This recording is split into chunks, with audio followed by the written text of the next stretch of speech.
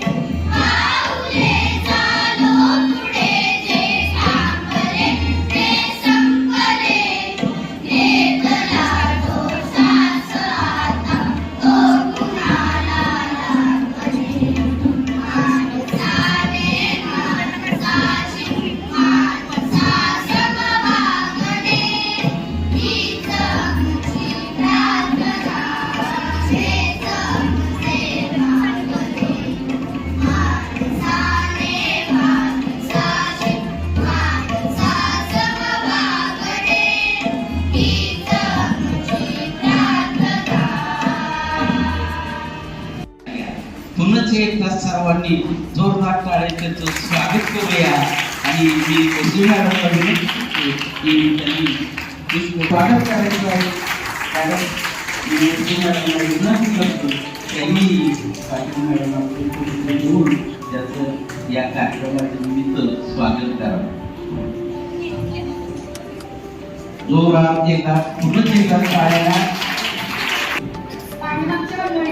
आवाज येतोय का मॅडम? नमस्कार म्हणतात.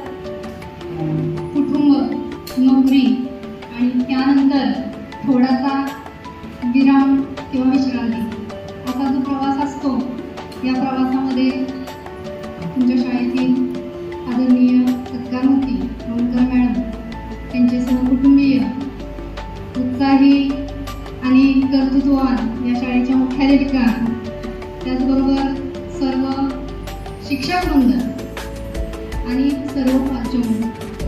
खरं तर आज TET परीक्षेची पूर्वतयारी या अनुषंगानं केंद्र संचालक म्हणून मी वेगवेगळे करते. तुमचे पण सहकारी परीक्षेकडे आहेत. मॅडमना फोन लावला तर तुमचा हा कार्यक्रम इथं सुरू होता. अधिकारी म्हणून शुभेच्छा देणे हे सुद्धा माझं कर्तव्य आहे असंच मी समजते.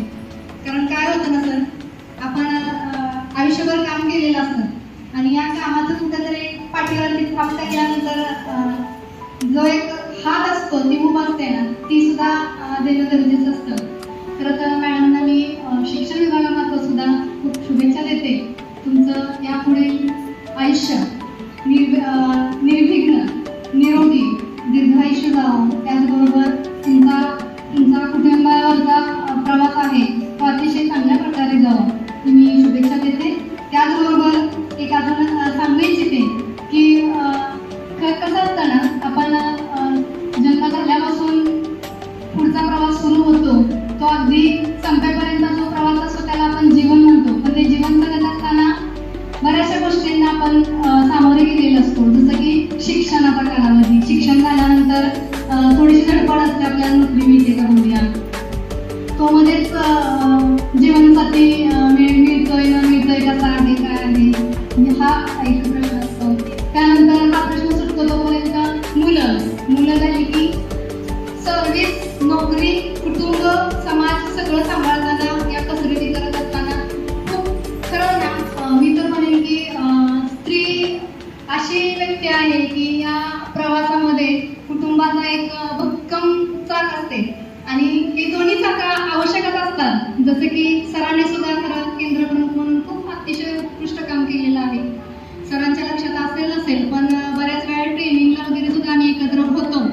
मी माध्यमिकला विस्तार अधिकारी म्हणून होते तेव्हा सरांच्या बरोबर एकदा ट्रेनिंगला पण आपण SLDPच्या होतो. सरांनी सुद्धा खूप चांगलं काम केलेलं आहे. सरांची साथ सुद्धा त्यांना चांगली मिळाली आहे. त्याचबरोबर त्यांचे कुटुंबीय, मुली असतील, जावई, सुना असतील, मला आता पुढचं काही माहीत नाही, मी असंच अंदाजे बोलत आहे. परंतु या प्रवासामध्ये सुद्धा सगळ्यांची साथ असणं गरजेचं असते आणि कुटुंबियांना सुद्धा एक विनंती करेन की हा इथपर्यंत प्रवास हा खूप सोचलेला असतो. इथून पुढे जे विश्रांतीचा जो क्षण असतो तो क्षण तुम्ही खरं आनंदी करायचा असतो. कारण आई वडिलांनी जे कष्ट केलेलं असतं या कष्टाचं चीज खरं कधी होतं तर यानंतर होतं. कारण या प्रवासामध्ये तोपर्यंत ते नुसतं पळतच असतात. पळल्यानंतर जो दम लागलेला असतो तो दम लागल्यानंतर पकडून कुठं तरी धरून बसवणारा कोणतरी लागतं आणि ते कुटुंबीय असतात. आणि दुसरी गोष्ट मॅडम, तुम्ही इथून पुढं तुमच्यासाठी जगा, सरांसाठी जगा, कुटुंबासाठी जगा की जो तुमचा प्रवासामध्ये ज्या गोष्टी तुमच्या राहिल्या असतील आणि तुम्ही ज्या करू शकता त्या अवश्य करा. कारण काय होतं की आपण आपल्या इच्छा मारून बऱ्याचशा गोष्टी केलेल्या असतात. समजा मला नृत्य शिकायचं होतं, माझं राहून गेलं. मला एखादं गाणं शिकायचं होतं, राहून गेलं. नसेल माझा आवाज चांगला पण मी शिकू शकते ना. मला एखादं काही वाचायचं होतं पुस्तक, राहून गेलं. मला कुटुंबियांच्या बरोबर एक सर एन्जॉय करायची होती, राहून गेली असती. कारण तो सरांचं झालं असणार आहे. सर रिटायर झाले 23ला, मॅडमसाठी का थांबले असणार आहे. त्यामुळं कुठं जायचं म्हटलं की नको, मॅडम अजून सर्व्हिसमध्ये, घरच्यांना पण प्रश्न पडणार, अजून यांची सर्व्हिस आहे, मला एवढी रजा मिळेल का, हा एक प्रश्न असतो. त्यामुळे इथून पुढचं तुमचं आयुष्य खूप चांगल्या प्रकारे जावं अशी मी सदिच्छा व्यक्त करते. पुन्हा एकदा तुमच्या सर्वांना मी शुभेच्छा देते. कारण ज्यावेळेस सत्कारमुक्ती एक रिटायरमेंट घेतले ना, आणि मला एक ठेवा वाटतो सर मॅडम बरं का की सेवानिवृत्ती होत असताना नियमित आणि योग्य प्रकारे सेवानिवृत्त होणं हे खूप मोठं काम आहे. टाळा वाजवत नाही. कारण कसं असतं ना, सेवेतून मला सुद्धा निघता येते ना. माझ्या आता 27 वर्ष पूर्ण झाल्यानंतर मी पेन्शन घेऊ शकते.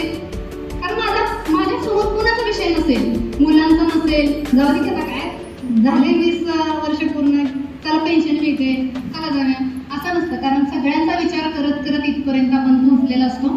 मला वाटतं मी खूप बोलले, 2 मिनिटं म्हणता 5-10 मिनिटं बोलले असेल कदाचित, पण ठीक आहे. कारण ह्या काही गोष्टी ना मला अशा सांगाव्याशा वाटतात आणि ठेवा वाटतं तुमचा, तुम्ही रिटायर होताय, आम्ही कधी होणार, अजून 15 वर्ष कधी जायची. ठीक आहे. तुम्हालाही सर्वांना मी पुढे बसणाऱ्यांना सुद्धा खरं तर आनंदाचाच एन्जॉय करत राहा. कारण कसं असतं ना, आपण इतरांच्या कार्यक्रमाला गेलं ना तर आपल्या कार्यक्रमाला कोणतरी परत नंतर येत असतं. आता मॅडमच्या वेळीतून मी आले ना, मॅडम माझ्या कार्यक्रमाला येऊ नये, पण ना अशा कार्यक्रमांना खरं गेलं पाहिजे. कारण त्या व्यक्तीचा आनंद ना हा खूप मोठा असतो. त्यांच्या चेहऱ्यावरचा तुम्ही आनंद बघितला ना तो माझ्यासाठी खूप मोठा होतो. आणि ते 10 मिनिटं दिलेल्याचे मला सार्थक वाटतात. भोसले मॅडम आणि भोसले मॅडमला पण धन्यवाद की भोसले मॅडम मॅडम 2 मिनिटं कारण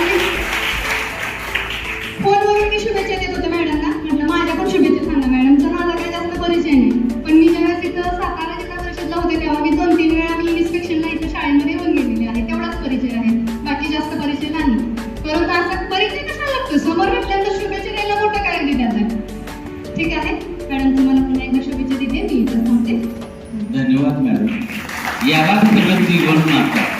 जीवन जगत असताना अनेक संघर्षाला आपण म्हणजे हात करत असतो आणि त्यातूनच आपण जीवनाची प्रगती करत असतो. सेवानिवृत्ती कार्यक्रम योगायोगानं यावरचा आनंद बघून असं वाटलं की मॅडम अजून म्हणजे सेवानिवृत्त होणार नाही, म्हणजे त्यांच्याकडे बघून असं वाटतं, जाणवतं आपल्याला.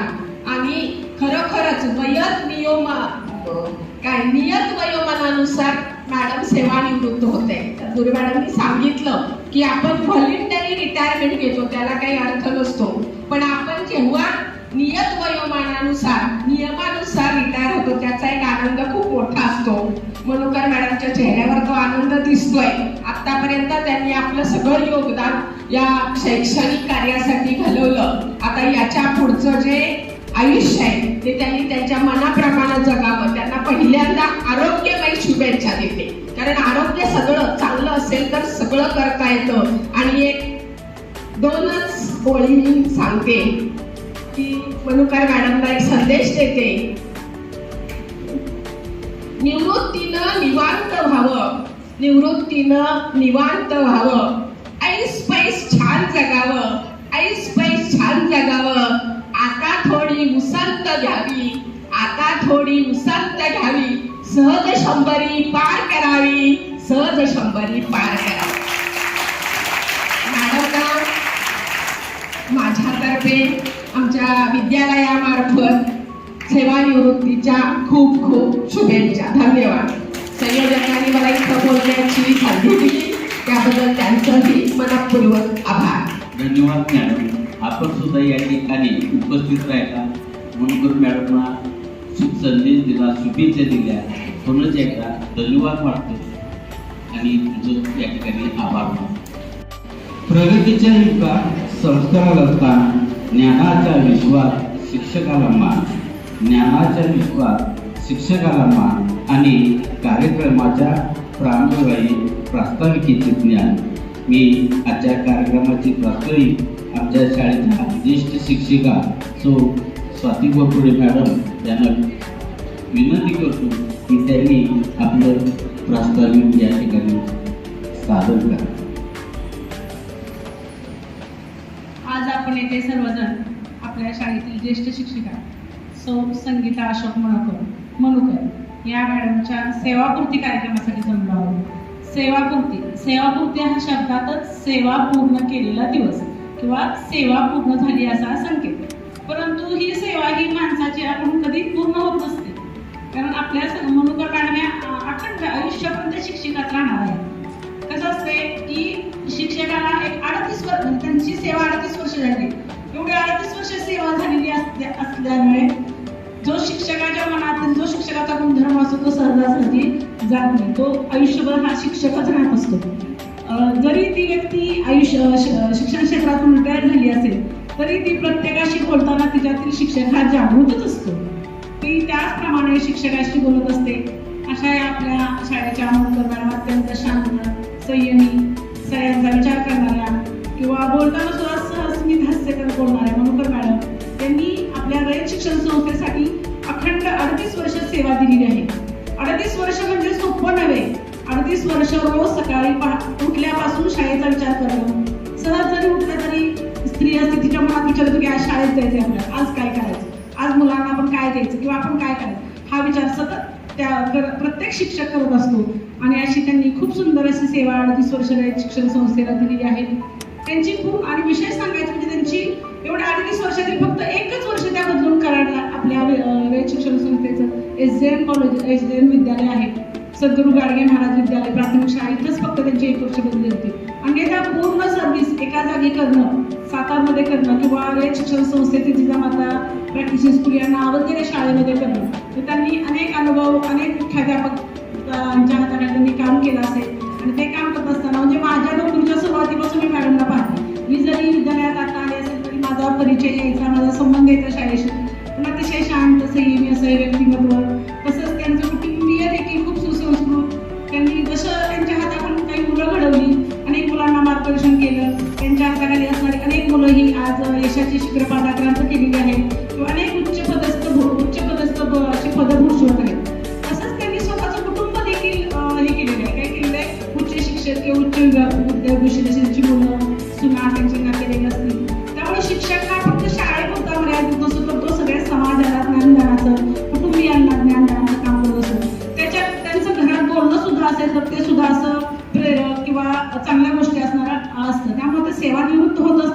तरी शासनाने नेमून दिलेल्या याच्यामध्ये त्या अटीमध्ये त्या सेवानिवृत्त आहेत. प्रत्यक्षात मात्र त्या सेवानिवृत्त हे कधी होत नसतात. तसेच त्यांचे सर सुद्धा केंद्र म्हणून रिटायर झाले आहेत. म्हणजे सर्व त्यांचं कुटुंब अतिशय उत्साही, अतिशय विद्याभूषित असं आहे. अशा मनुकर मॅडम आज सेवानिवृत्त होत आहेत. तर त्यांच्या सेवानिवृत्तीनिमित्त आपण त्यांचा सपत्नीक सत्कार, मनोगत, नंतर विद्यार्थ्यांची मनोगत, तसेच आपल्या मुलांनी केलेले स्वागत गीत यशस्वी या स्वरूपात आज त्यांचा कार्यक्रम आपण येथे संपन्न करणार आहोत. संयोजकांनी मला बोलण्याची संधी दिली त्याबद्दल धन्यवाद. आणि मनुकर मॅडमना त्यांच्या भावी आयुष्यासाठी खूप खूप शुभेच्छा. त्यांचं जीवन आरोग्यपूर्ण तसेच योग्य रीतीने जावं हीच परमेश्वर चरणी प्रार्थना आणि माझं मनोगत थांबवते. धन्यवाद.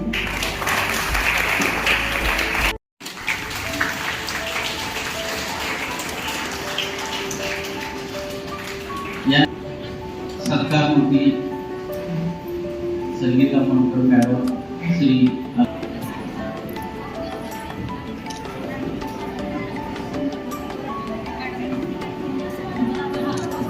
येथे जुळून येतील आपल्या भेटी गाठी, येथे जुळून येतील आपल्या भेटी गाठी, ज्यांच्या त्याने बांधून घ्याव्या येथेच आपल्या रेशीम गाठी, ज्यांच्या त्याच्या बांधून घ्याव्या येथेच आपल्या रेशीम गाठी. श्री मनुकर मॅडम, श्री मनुकर सर यांचा सत्कार होत आहे.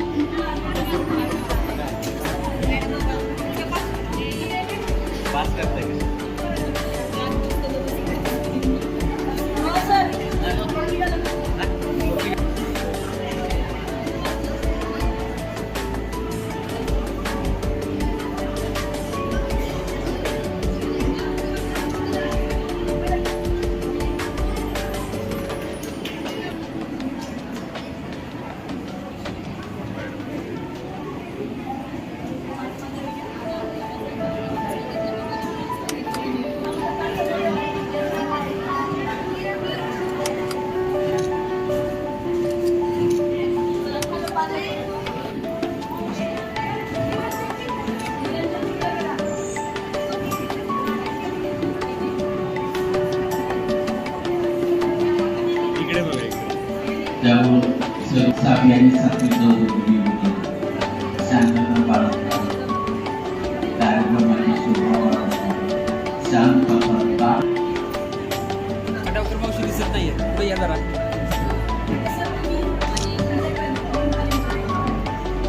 सेवा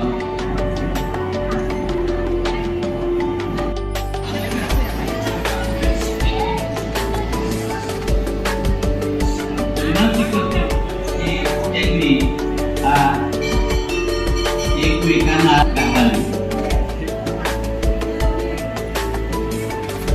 हा संधीचा भाग असतो. श्री उत्सव एकमेकांना जोरा काढावा.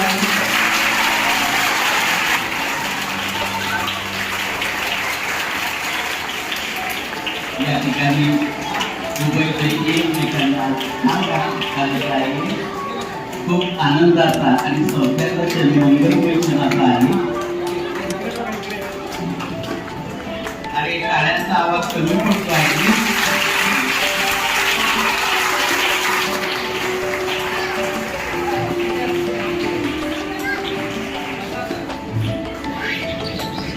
यानंतर कार्यक्रम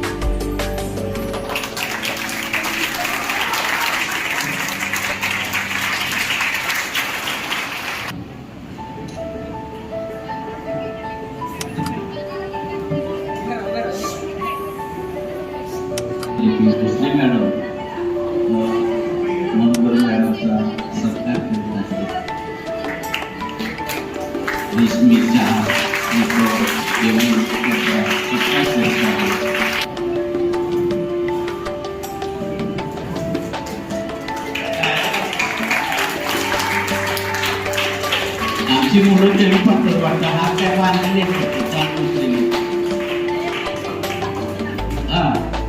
आता या ठिकाणी ज्यांची सेवा कुठे झालेली आहे अशा आमची रयत सुद्धा या ठिकाणी एक चांदीचं नाणं भेटले आपल्या भोसले मॅडम रयत बँकेकडून आलेलं ते चांदीचं नाणं त्यांना भेटून भेटलेलं आहे.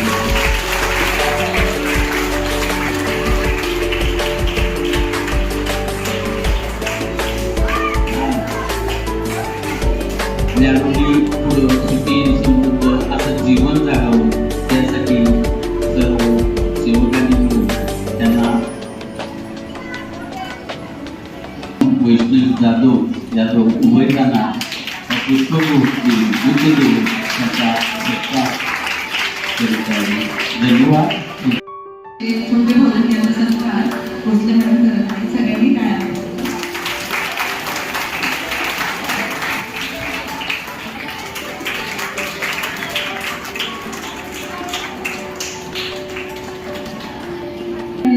मोठे चिरंजीव निरंजन यांचेही भोसले मॅडम स्वागत करत आहे.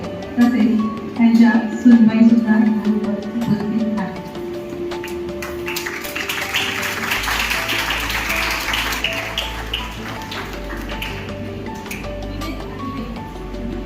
मनुकर मॅडमांचा धाकटा मुलगा म्हणजेच गेले आणि त्यांची पत्नी यांचाही भोसले मॅडम सत्कार करतात.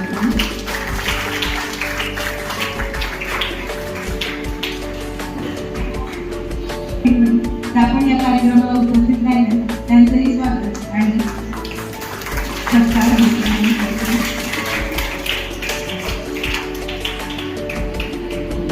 सुनबाई वनमाला यांच्या मातोश्री सुद्धा इथे उपस्थित राहिल्या त्यांचाही सत्कार आपल्या भोसले मॅडम करत आहेत.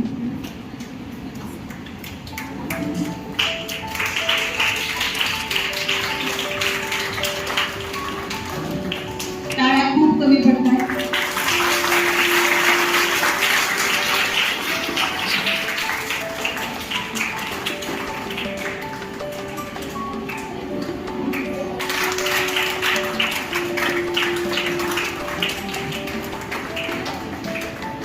त्यांचे मनोगत व्यक्त करते. त्यांनी विद्यार्थ्यांच्या सर्वांगीण विकासासाठी, शाळेच्या प्रगतीसाठी आणि समाजाच्या उन्नतीसाठी मोलाचे असे योगदान दिलेले आहे. त्यांची कर्तव्यनिष्ठा, शिस्तप्रियता, सहकार्याची भावना आणि विद्यार्थ्यांविषयी असलेलं प्रेम हे आमच्यासाठी नेहमीच त्या ठिकाणी प्रेरणादायी राहील. खरं तर मला त्यांच्यासोबत काम करण्याचा 3 वर्ष त्यांच्यासोबत काम करण्याची संधी मिळाली. याच्यामध्ये मला त्यांच्यामध्ये त्या ठिकाणी सहकार्याची भावना किंवा एखादी छोटी गोष्ट सुद्धा त्यांच्याकडे नमूद केलेली असते. आपण जर म्हटलं की नाही मॅडम ही माझ्या लक्षात नाहीये, मी हे नोंद केलेलं नाहीये, तर त्या मला म्हणायचे की ठीक आहे असू दे, ते माझ्याकडे नोंद केलेलं आहे, मी तुला सांगते. आज सेवामुक्ती होत असली तरी शिक्षक कधीही त्या ठिकाणी सेवानिवृत्त होत नसतो. त्यांचे अनुभव आणि विचार, संस्कार त्या ठिकाणी समाजाला सतत मार्गदर्शन करत असतात. Retirement marks the role of your school or classroom, but your wisdom, kindness will forever live in every soul. Thank you. आणि त्याच्या पुढील वाटचालीसाठी आणि त्यांच्या यशस्वी सेवेला मनपूर्वक सलाम करते आणि त्यांना उज्ज्वल, आनंदी व निरोगी आयुष्य लाभावे अशी ईश्वराची प्रार्थना करते. आज खरं तर आनंदाचा तसाच थोडा भावनिक असा क्षण आहे. आज आपल्या शाळेतील माननीय सौ मनुकर मॅडम त्यांच्या प्रदीर्घ अशा शिक्षण सेवेतून रिटायरमेंट होत आहेत किंवा निवृत्त होत आहेत. गेली अनेक वर्ष त्यांनी अतिशय चांगल्या प्रकारे आपल्या शाळेमध्ये ज्ञानदानाचे काम केले आहे. आपल्या संस्कारातून अनेक पिढ्या त्यांनी घडवलेल्या आहेत. शब्दांनाही कोडं पडावं अशी काही माणसं असतात. शब्दांनाही कोडं पडावं अशी काही माणसं असतात. जेव्हा ती आपली असतात आपलं मोठं भाग्य असतं. अशाच्या मनुकर मॅडमनी दिलेली शिकवण, मुलांसोबत घालवलेले क्षण, इथला प्रत्येक अनुभव मुलांना मोठे करण्यास मदत करेल. भविष्यात कोणत्याही अडचणी आल्या तरी ही मुलं आत्मविश्वासाने व अडचणींवर मात करून आपल्या आयुष्यामध्ये यशस्वीपणे उभी राहतील आणि मोठे झालेले दाखवतील. अशा या मॅडमना सेवानिवृत्तीच्या खूप खूप शुभेच्छा देते. धन्यवाद. धन्यवाद मॅडम. यानंतर मान्यवर पाहुणे, रयत शिक्षण संस्थेचे पदाधिकारी, जिजामाता प्रॅक्टिसिंग स्कूलचे मुख्याध्यापक, सर्व शिक्षक, शिक्षकेतर कर्मचारी, प्रिय विद्यार्थी आणि उपस्थित सर्व स्नेहीजन, आजचा क्षण माझ्यासाठी अत्यंत भावनिक, अभिमानास्पद आणि अविस्मरणीय आहे. अनेक वर्षे शिक्षण क्षेत्रात कार्य करणाऱ्या माझ्या सहचारिणी संगीता अशोक मनुकर यांच्या सेवानिवृत्ती प्रसंगी काही शब्द व्यक्त करण्याची संधी मिळणे हे मी माझे भाग्य समजतो. संगीता यांचा जन्म 2 जून 1968 रोजी झाला. त्यांनी 28 सप्टेंबर 1988 रोजी शिक्षकी सेवेला प्रारंभ केला आणि तब्बल 38 वर्षाहून अधिक काळ विद्यार्थ्यांच्या जीवनात ज्ञान, संस्कार आणि माणुसकीची ज्योत तेवढ ठेवण्याचे महान कार्य केले.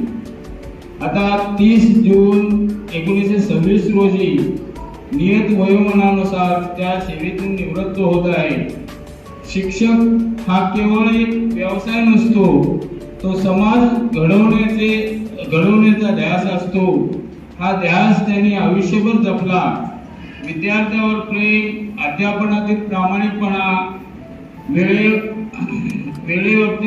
वेळेचे पालन, प्रत्येक मुलाच्या सर्वांगीण विकासाची त्यांची तळमळ, त्यामुळे तो समाज घडवण्याचा ध्यास असतो. हा ध्यास त्यांनी आयुष्यभर जपला. विद्यार्थ्यावर प्रेम, अध्यापनातील प्रामाणिकपणा आणि प्रत्येक मुलांच्या सर्वांगीण विकासासाठी त्यांची तळमळ, यामुळे त्या विद्यार्थ्यांच्या आणि सरकारच्या मनात कायम आदराचे स्थान निर्माण करू शकले. घर आणि शाळा या दोन्ही जबाबदाऱ्या सांभाळताना त्यांनी कधीही कर्तव्यात कसूर केली नाही.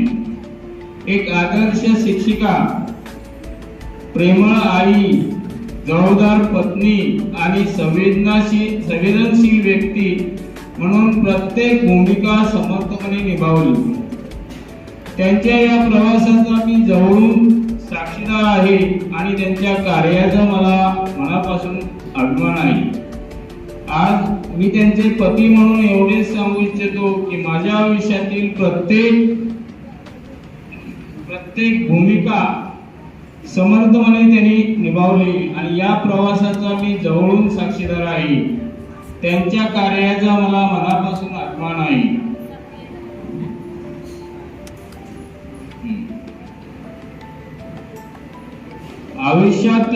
माझ्या आयुष्यातील प्रत्येक यशामध्ये त्यांचा मोठा वाटा आहे. त्यांनी नेहमी माझ्या कार्याला समजून घेतले, पाठबळ दिले, कुटुंबातील जबाबदाऱ्या हसतमुखाने पार पाडल्या. त्यामुळेच आम्हा दोघांनाही शिक्षण क्षेत्रात मनापासून काम करता आले. आजचा निरोप म्हणजे त्यांच्या कार्याचा शेवट नाही, तर आयुष्याच्या नव्या पर्वाची सुरुवात आहे.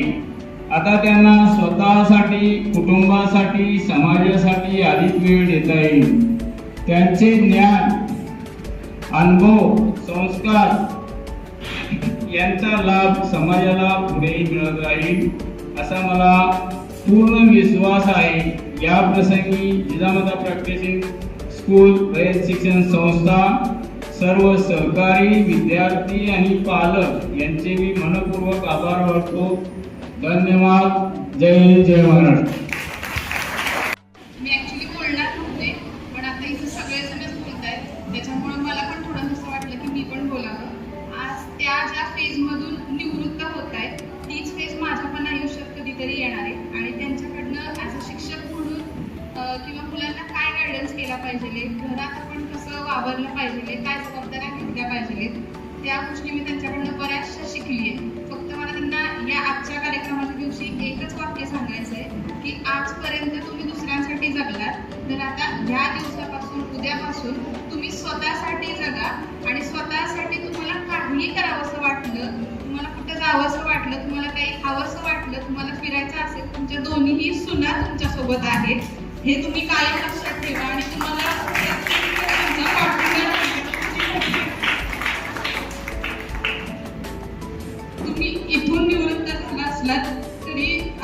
तुमच्या 2 नाती आहेत ज्यांना तुम्हाला शिकवायचंय, त्या तुमच्याकडे बघून मोठ्या होणार आहेत, त्या तुमच्याकडून शिकणार आहेत खूप गोष्टी.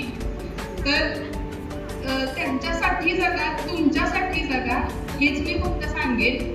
थँक्यू मला इथं बोलण्याची संधी दिली. आणि अजून एक गोष्ट, त्या देशमुख मॅडम बरोबर आहेत या गोष्टीनं मी खूप निवांत होते, कारण त्या माझ्या शिक्षिका आहेत, मी त्यांच्याकडून शिकली आहे. आणि दुसरं म्हणजे मम्मीकडून पण खूप काही गोष्टी शिकली आहे. थँक्यू.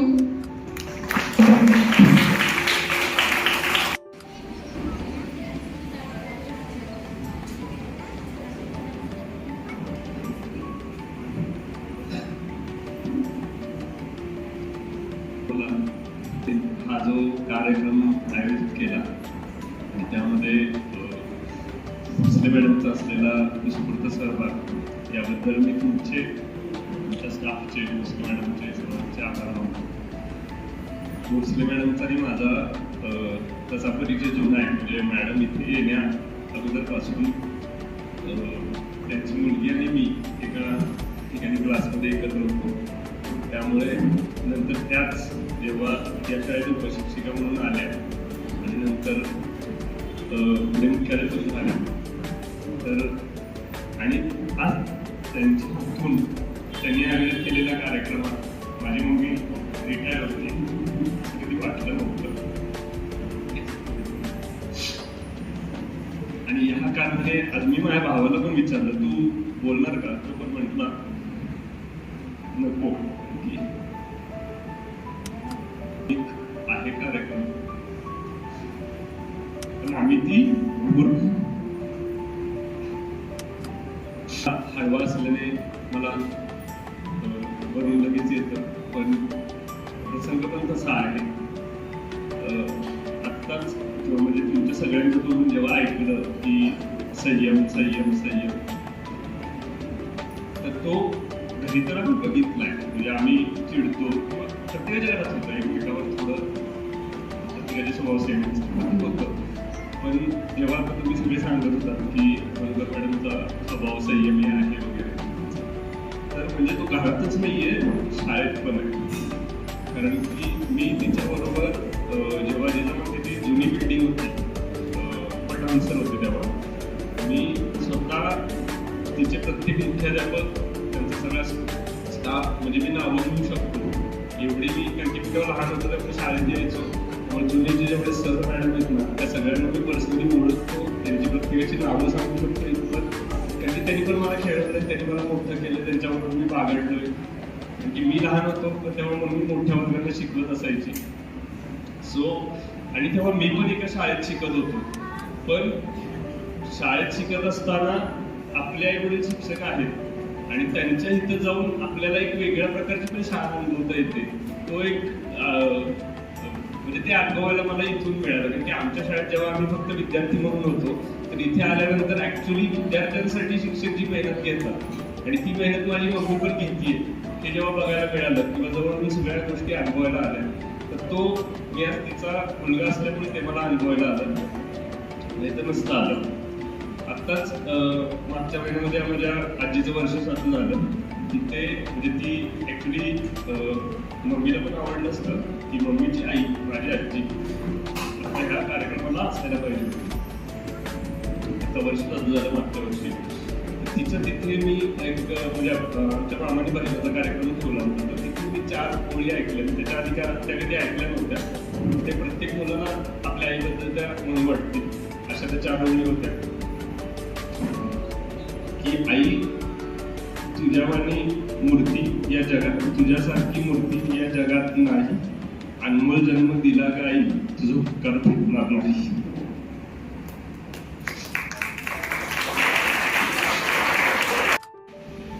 आमच्या दोघांचाही प्रॉब्लेम आहे, आम्ही इमोशनल होतो.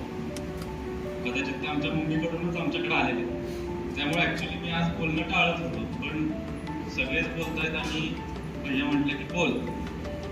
तर आमची मम्मी आमच्यासाठी सुद्धा आणि तिच्या आई वडिलांसाठी सुद्धा खूप अभिमानास्पद ठरली. कारण मम्मीचे वडील, कदाचित माहीत नसेल, मम्मीचे वडील आमचे आबा, ते सुद्धा मुख्याध्यापक होते आणि मुख्याध्यापक होऊन ते रिटायर झाले. त्यानंतर त्यांचाच वारसा पुढे आमच्या मम्मीने चालवला आणि आम्ही सुद्धा विद्यार्थी असताना किंवा आपण सगळे विद्यार्थी असताना एक शिक्षक म्हणून बघत असतो, पण त्या शिक्षकांच्या पोटी जन्माला येण्याचं भाग्य आम्हाला लाभलं. कारण विद्यार्थी म्हणून शिक्षक बघताना आणि त्याच शिक्षकेतलं मातृत्व अनुभवताना आम्हाला मिळालं. आणि निस्वार्थी स्वभाव, की मला कधी कधी या गोष्टीचा राग यायचा मम्मीचा, की एवढी कशी निस्वार्थी आहे.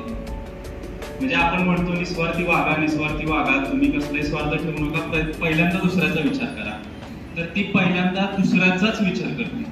म्हणजे साधी खाण्याची जरी गोष्ट असली ना तरी ती खाणार नाही, नको मला, आधी सगळ्यांचं होऊ दे, इतका निस्वार्थी स्वभाव होता. आणि एका शिक्षकाकडं हा निस्वार्थी स्वभाव असल्यामुळंच तसे विद्यार्थी घडतात.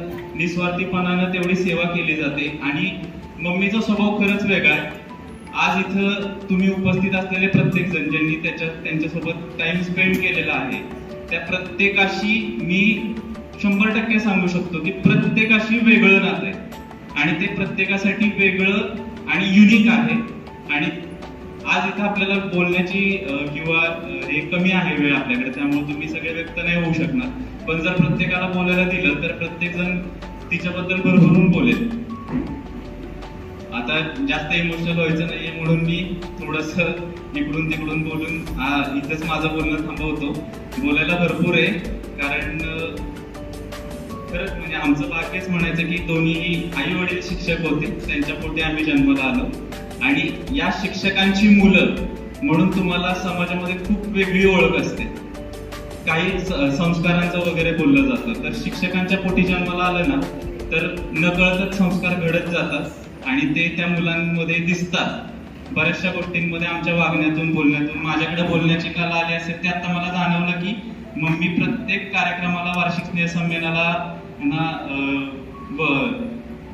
अँकरिंग करायची. तर तो स्वभाव कुठेतरी माझ्यामध्ये आला. माझ्यामध्ये काही कलागुणांना वाव मिळाला, तो या जिजामाता शाळेमुळे मिळाला.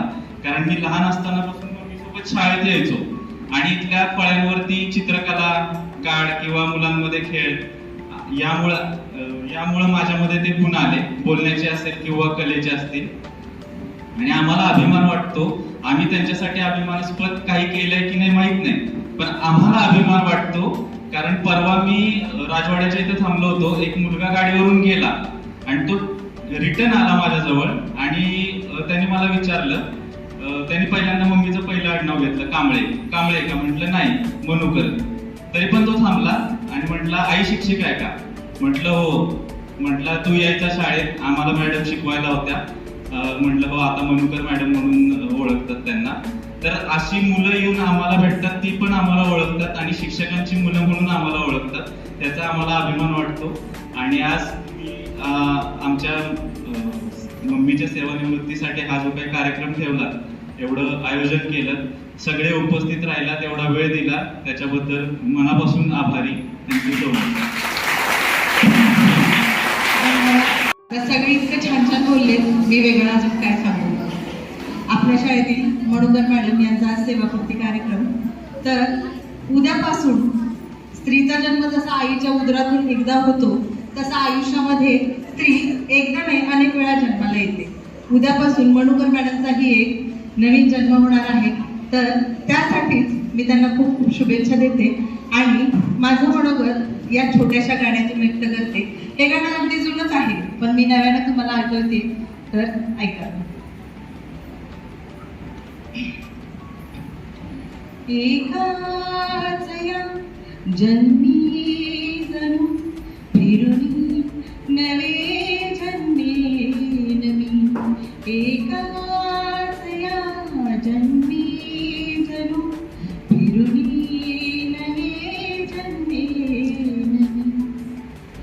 स्वप्नाप्रमाणे भासेल सारे, जातील साऱ्या लयाला व्यथा. भवती सुखाचे स्वर्गीय वारे, नाही उदासी नातका, ना बंधने वा नाही गुलामी. भीती अनामी विसरेन मी, हरवेन मी, हरपेन मी.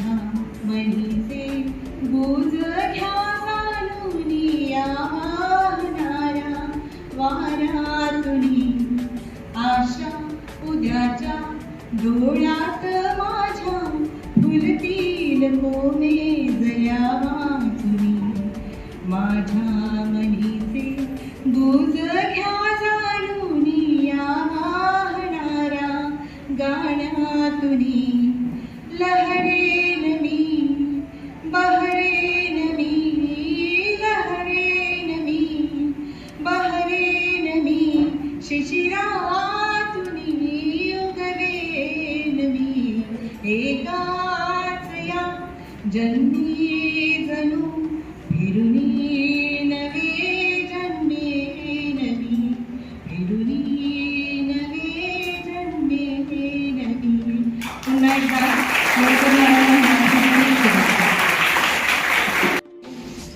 काही थँक्यू म्हणायचं म्हणून मी आलो.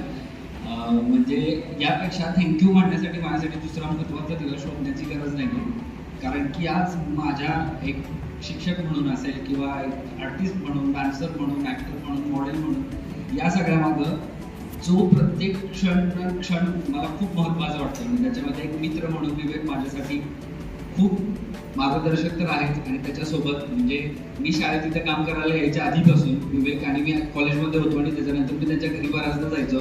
तेव्हा शाळेतलं जे काय वातावरण आहे किंवा शाळेतल्या ज्या काही गोष्टी आहेत त्या सगळ्यांनी तिकडे घरी अनुभवायचो आणि त्यांच्यासोबत मी त्यांची मदत करायचो. आणि त्याच्यानंतर मनुकर मॅडमनीच पहिल्यांदा मला इथं 2016ला मी या शाळेमध्ये पहिल्यांदा शिक्षक म्हणून काम करायचं म्हणून आलो. माझं कॉलेज सुरू होतं आणि कॉलेज करून मी इथं एक चित्रकलेच्या तासासाठी म्हणून मी इथं येत होतो. आणि त्याच्यानंतर मग मला इथं काम करायला लागल्यानंतर माझ्यामध्ये झालेले जे काही बदल असतील, मी एक व्यक्ती म्हणून, मी एक माणूस म्हणून जे काही आजपर्यंत शिकतोय आणि इथून पुढेही शिकत राहील आणि माझ्या याच्यामध्ये जे काही ग्रोथ होईल माझी आत्तापर्यंतची, त्याच्यामध्ये प्रत्येक क्षण तितकाच महत्त्वाचा आहे. त्याच्यामध्ये मनुकर मॅडमचं, मित्र म्हणून विवेकचं, या शाळेचा प्रिन्सिपल मॅडम, मुख्याध्यापिका म्हणून आणि तुम्ही सगळे शिक्षक आणि तुम्ही सुद्धा आणि सगळे विद्यार्थी सुद्धा, म्हणजे माणूस प्रत्येक गोष्टीतून काही ना काहीतरी शिकतो आणि मला प्रत्येकाकडून काही ना काहीतरी शिकायला आवडेल. आणि प्रत्येक माणसाला मी कधीच विसरू नये आणि मी नेहमी त्यांच्यासमोर उभी राहील. आणि याच्यापेक्षा महत्त्वाचा दिवस मला त्यांच्यासाठी नाही आहे. खूप थँक्यू, तुम्ही मला इथपर्यंत घेऊन आला. आणि काय नाही त्याच्यामध्ये त्यांनी त्यांच्या मुलाला तर घडवलंच आहे आणि त्यांच्या मुलाला घडवलंच आहे, पण त्याच्यासोबत त्याचा मित्र म्हणून माझ्यासाठी त्यांनी जे काही केलं किंवा आतापर्यंत माझ्यासोबत जे काही त्यांनी आहे, म्हणजे जेव्हा मी एखादं बक्षीस घेऊन येतो, जेव्हा शाळेच्या अधिकाऱ्यांकडून माझं काहीतरी कौतुक होतं, तेव्हा त्यांनी एक आई म्हणून माझ्यासाठी खूप चांगल्या पद्धतीच्या मला शुभेच्छा दिलेल्या आहेत. तू असाच पुढे होत राहा, तू कधीच थांबू नको, अगदी ह्या प्रवाहासोबत असाच वाहत राहा, तुझ्या खूप मोठा हो, खूप यशस्वी हो. अजून सुद्धा मला त्याच पद्धतीने सांगतात. म्हणजे आई म्हणून एक आईनंतर सुद्धा जे काही माझ्या आयुष्यात ज्या काही या स्त्रिया ज्यांनी जे काही माझ्या आयुष्यात घडवण्यासाठी जे काही केले ना, त्या माझं आयुष्य अगदी पणाला लावलं तरी मी हेच वेळ विसरून नाही शकणार आहे. तर मॅडम खूप थँक्यू. धन्यवाद. आजच्या आपल्या असलेले सर्व आपले रयतचे आपले पदाधिकारी तसेच आपले आपल्या सहकारी बंधू भगिनी आणि आपल्या शाळेच्या मुख्याध्यापिका तसेच माझं कुटुंब परिवार आणि माझे नातेवाईक आणि आपले विद्यार्थी मित्र आणि विद्यार्थी मैत्रिणी आपल्या या कार्यक्रमाला उपस्थित राहिल्यात आणि त्याबद्दल मी प्रथमतः त्यांचे आभार मानते आणि सर्वांना माझ्याकडून मनपूर्वक नमस्कार करून जवळपास 38 वर्षाच्या प्रदीर्घ सेवेनंतर आज मी शिक्षिके या सेवेतून नियत वयोमानानुसार निवृत्त होत आहे. या प्रसंगी मला जे बोलायचे आहे ते मला जे जीवनामध्ये आलेले जे अनुभव आहेत तेच मी थोडक्यात तुम्हाला सांगणार आहे. आता माझा जो हा स्टाफ आहे, या स्टाफला आमचं पूर्वीचे जे काय होतं जीवन हे तो शक्यतो तुम्हाला माहीत नाही. त्या जीवनाबद्दल मी थोडक्यात तुम्हाला सांगणार आहे. अण्णा व वहिनींच्या पदस्पर्शाने पावन झालेल्या शाळेत ज्ञानदेवाचा आणि तुकारामांचा तोच आमचा रंग आहे. आमच्या रक्तात थोडा ईश्वराचा अंश आहे. या ईश्वराचा अंश घेऊन मी या जिजामाता प्रॅक्टिस स्कूल शाळेमध्ये 28/9/1988 साली रुजू झालेले आहे.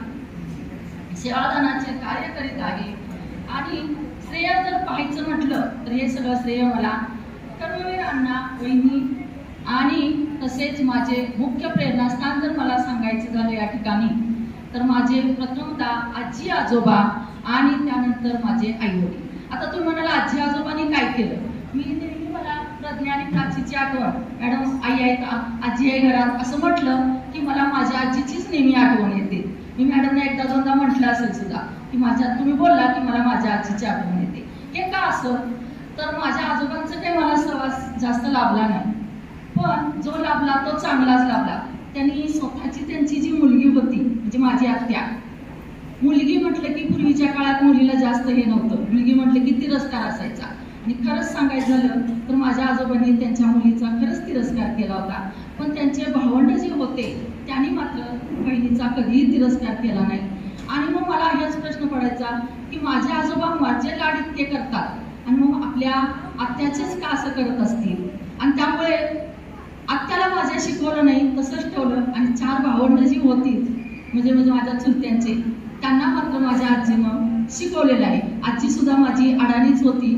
एक मासेमाऱ्यांची मुलगी होती आणि तिलाही त्या शिक्षणाचं इतकं महत्त्व होतं. आणि 4 लेखांना शिकवल्यानंतर तिनं मनाशी परत निश्चय केला की माझ्या नातवंडांना सुद्धा शिकवायचं आहे मला. आणि शिकवत असताना आम्ही 4 भावंड आणि माझ्या आत्यांची मुलं, एवढ्या आत्यांची मुलं माझ्या 5 मुलं आणि आम्ही 4 भावंड, एवढ्यांचं शिक्षण शिकवायचंच का पैसा नसला. आमचे वडील म्हणायचे नाही मला शिकवायला, माझ्याकडे एवढे पैसे नाहीत. त्यावेळेचा शिक्षक, त्यावेळेचे पगार खूप कमी, आता आपल्याकडे पगार जास्त आहेत, पण एवढ्यांना शिकवण्याचं त्यांच्यावर लादलेलं होतं. मग वडील म्हटले ठीक आहे, माझ्या हातून जेवढं कार्य होईल तेवढं मी करायला तयार आहे. प्रथमतः त्यांनी भावाच्या ह्याच्यामध्ये पूर्वी इंजिनियर हा जर म्हटलं तर त्यावेळेला तो एक मानाचं स्थान असायचं. आणि मग वडिलांना असं वाटलं की माझ्या घरात सुद्धा एक इंजिनियर झालाच पाहिजे. मग ते त्यांचं स्वप्न होतं आणि ते स्वप्न पूर्ण करण्यासाठी त्यांनी भावाचं शिक्षण त्या पूर्ण केलं. त्यानंतर मग ते तिथं 3 भावंड होते. जो मोठ्या भावाचं थोडक्यात झालं होतं शिक्षण आणि धाकट्या भावाला मात्र म्हटले बा मी आता तुझं शिक्षण पूर्ण करू शकणार नाही, तुला आता तुझा निर्णय घ्यायचा आहे. त्यामुळे माझे ते चुलते ठीक आहे बाबा म्हटले आणि त्यांनी घर सोडून आपल्या सासरवाडीमध्ये राहिले आणि त्या ठिकाणी चांगल्या पद्धतीनं त्यांचा संसार, आज तीही मुलं चांगल्या पदावर आहेत, त्यांचंही चांगलं झालं. वडील त्यावेळेला बोलले, त्यांना वाईट वाटलं असेल, पण आज आमच्याही पेक्षा ते सदन आहेत. आज त्यांची मुलं डॉक्टर लेवल आहेत, एक प्राध्यापिका आहे, मुलगाही चांगला आहे, डॉक्टर लेवलला आहे आणि त्यामुळे त्यांचंही खूप चांगलं झालेलं आहे. त्यानंतर वडिलांची परत एक इच्छा व्यक्त केली. वडिलांनी इच्छा काय व्यक्त केली? शिक्षक असल्यामुळे संध्याकाळी 6 वाजता घरी आले की थोडं काहीतरी शेंगदाणे, गूळ, चिरमुरे, फुटाणे हा कोरडा खाऊ खायचा. आणि एक जिवलग मित्र होते त्यांचे, त्यांना गाडगे सरकार असे म्हणायचे. आणि रोज संध्याकाळी त्या मित्रांना भेटल्याशिवाय जेवण करायचंच नाही. थोड्याफार का असेना त्या गप्पा झाल्याच पाहिजेत. त्या ठिकाणी जायचे, त्यांच्याशी बोलायचे, गप्पा मारायचे. जाताना मला बरोबर घेऊन जायचे, मी त्यावेळेला लहान होते. त्यांच्या घरातल्या त्यांच्या मुली, त्या माझ्या मैत्रिणी, आम्ही एकाच वर्गात होतो.